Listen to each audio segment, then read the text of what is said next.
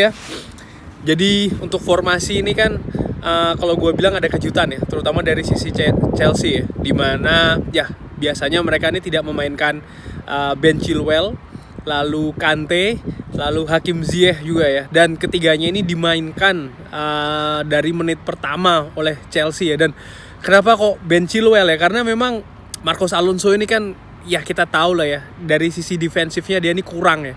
Memang sisi attacking dia bagus, tapi ya defensifnya dia kurang. Dan tampaknya Thomas Tuchel ini juga mengetahui lah ya, Manchester United ini kuat di sisi sayap ya. Oleh karena itu terutama di bagian kanan, di bagiannya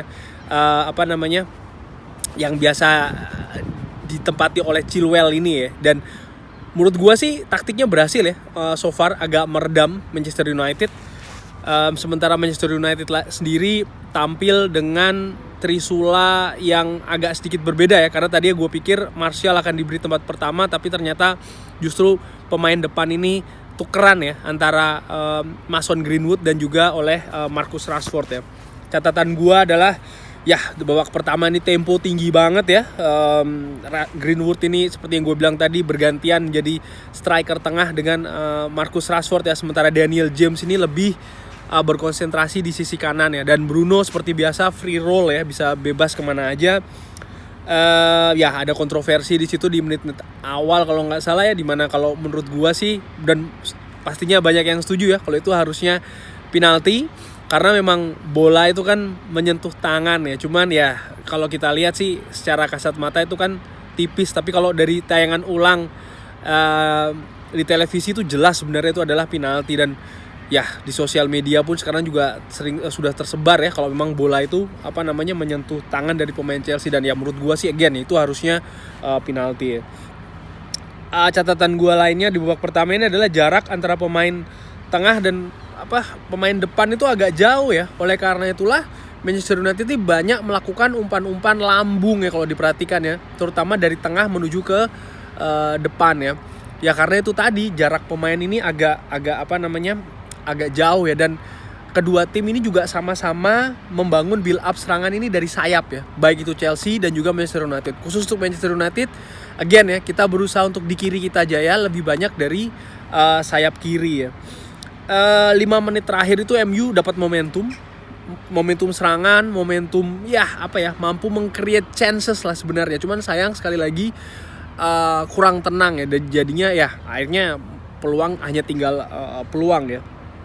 Catatan gue babak pertama lagi adalah trio di depan ini, Rashford, Greenwood, dan James itu bekerja sangat keras ya. Artinya di atas menit 30-an lah ya, itu Chelsea itu sampai susah masuk ke sepertiga sektor Manchester United. Kenapa ya? Karena 3 pemain ini tuh dia seperti kayak buru sergap ya, seperti kayak buzzer gitu ya, melakukan pressing dari awal daerahnya Chelsea sendiri. Dan ini sangat menyulitkan Chelsea ya, untuk membangun serangan untuk bisa masuk ke daerahnya Manchester United. Dan ini sering terjadi terutama setelah menit ke-30-an ke atas ya, dimana di menit ke-30-an ke bawah ini kan ya kita fair lah ya, Chelsea dia lebih banyak menguasai permainan, Manchester United masih canggung. Beruntung sekali lagi di 15 menit awal nih kita mampu menjaga clean sheet ya, walaupun David De Gea sempat melakukan blunder, dan untung itu tendangannya dari Giroud kalau tidak salah, yaitu melambung ke atas ya. Karena ya bola-bola seperti itu tuh tidak boleh terjadi. Cuman sayangnya Manchester United ini sering melakukan kesalahan-kesalahan seperti itu terutama di menit-menit awal ya. Memasuki babak kedua, 10 menit awal ini ya Chelsea benar-benar menekan Manchester United. Gue bilang ya, ada peluang dari Hakim Ziyech yang menurut gue itu di save dengan sangat bagus oleh David De Gea, karena ya build up serangannya bagus, dan bola itu kalau gue lihat sih sebenarnya tidak mengarah ke tengah ya, tapi agak sedikit ke samping ya, tengah samping lah ya. Dan David De Gea dengan refleks yang menurut gue bagus. Oleh karena itulah David De Gea ini selalu gue bilang, walaupun ya katakanlah season ini tidak sebaik 2 atau 3 musim sebelumnya, tapi masih bisa lah ya menjadi kiper utama dari Manchester United ya. Lalu masuk ke menit 60 ini pelan-pelan Manchester United ini bisa membangun serangan ya. Kenapa bisa membangun serangan? Lagi-lagi kalau diperhatikan serangan yang dibangun ini sering karena lini depan ini mampu melakukan pressing ya. Jadi setelah melakukan pressing, nah dari lawan ini dia tidak mampu untuk membuild up serangan, dan dari situlah Manchester United itu sering untuk ya mendapatkan peluang. Akhirnya jadi yang serangan yang dibangun itu tidak dari bawah ya.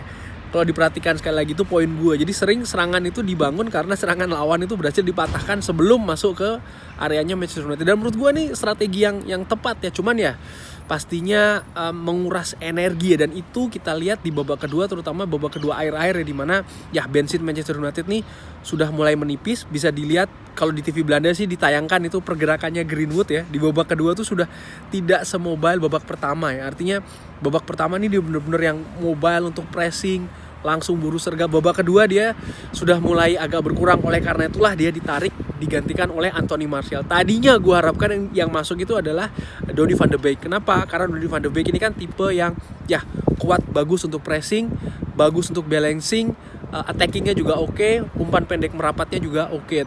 Cuman ya gue nggak tahu ya, pertimbangan Ole yang lebih tahu kenapa kok tidak memasukkan Donny van de Beek.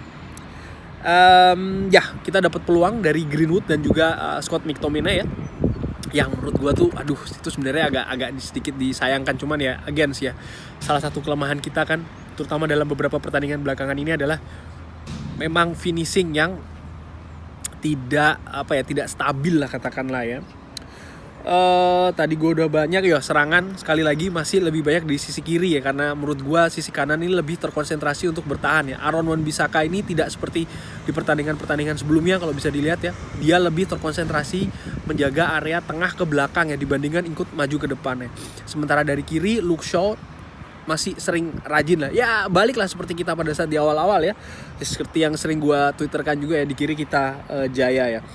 Catatan penting gue lagi adalah ya, Chelsea ini juga melakukan pressing akhirnya di sepertiga terakhir, terutama memasuki menit 80 ke atas ya. Mereka dapat momentum kembali karena apa ya, lagi-lagi mereka lebih stamina sih kalau gua ngeliat ya, lebih siap lah ya. Di samping mereka juga lebih banyak melakukan pergantian pemain. Ini yang menurut gua yang tidak dilakukan oleh Manchester United ya. Gua nggak tahu pertimbangannya apa, tapi yang jelas kelihatan banget ketika memasuki menit-menit akhir ini, terutama 15 menit akhir, 10 menit akhir, Manchester United ini sudah seperti kayak ya hampir kehabisan bensin ya. Cuman ya itu tadi, pergantian yang kita lakukan ini tidak banyak lah ya. Kita dapat satu peluang, itu menurut gue sayang sekali ya tidak bisa dimanfaatkan ya, di menit 89, serangan yang bagus banget setelah kita berhasil mematahkan serangannya Chelsea. Umpan dari Fred yang menurut gue sangat-sangat visioner dan akurat sih ya, memberikan umpan ke Scott McTominay yang sayang sekali umpannya ini tidak akurat, atau mungkin dia kurang cepat sedikit untuk kasih umpan. Tapi menurut gue itu sangat wajar. Kenapa? Ketika dalam posisi seperti itu mindsetnya harus cepat ya, sudah bisa dikatakan sudah bukan main teknis lagi, tapi sudah main feeling ya. Dan ya dalam keadaan menit-menit terakhir seperti itu, kondisi capek, lelah, terutama Scott McTominay yang dia juga mobile sepanjang pertandingan mengcover lini tengah ya, dan ya akhirnya kita tidak mampu memanfaatkan serangan balik yang menurut gua itu salah satu momentum besar lah bagi Manchester United untuk bisa mencetak gol di pertandingan ya. Catatan penting gua lainnya adalah Daniel James, luar biasa bermainnya ya, dari menit awal sampai dengan menit akhir tidak henti-hentinya bergerak ya, melakukan pressing ketat, high press dari sepertiga lapangan ke depan, ke tengah dia juga turun, ke belakang dia juga turun, luar biasa, menyerang pun dia juga ikut ya. Penampilannya benar-benar sangat excellent, dan sekali lagi penempatan pemilihan Daniel James ini menurut gua oleh Gunnar patut diberikan kredit ya. Dengan hasil seri ini ya sayang sekali ya, kita gagal menjaga jarak dengan Manchester City. Sekarang 12 poin bedanya. Next kita akan melawan Crystal Palace hari Rabu malam waktu Belanda. Dan sisi positif seperti biasa yang gue ngeliat dari pertandingan ini lagi-lagi adalah ya clean sheet ya, karena clean sheet itu mahal bagi Manchester United. Dan seperti yang gue bahas di preview sebelum match, bahwasanya memang Chelsea ini kan lini depannya masih angin-anginan ya, dan ini terbukti di pertandingan tadi. Walaupun mereka sempat mendapat beberapa peluang ya, peluang bagus, peluang emas, tapi ya dari sisi build up, dari sisi finishingnya itu menurut gue sih masih belum seperti Chelsea yang kita ketahui mungkin semusim lalu atau 2 musim lalu atau bahkan awal-awal musim ini ya. Jadi ya agak, kalau menurut gue sih again ya, agak sedikit disayangkan kita tidak mampu meraih 3 poin. Tapi gue sih tetap oke-oke aja dengan hasil seri ini.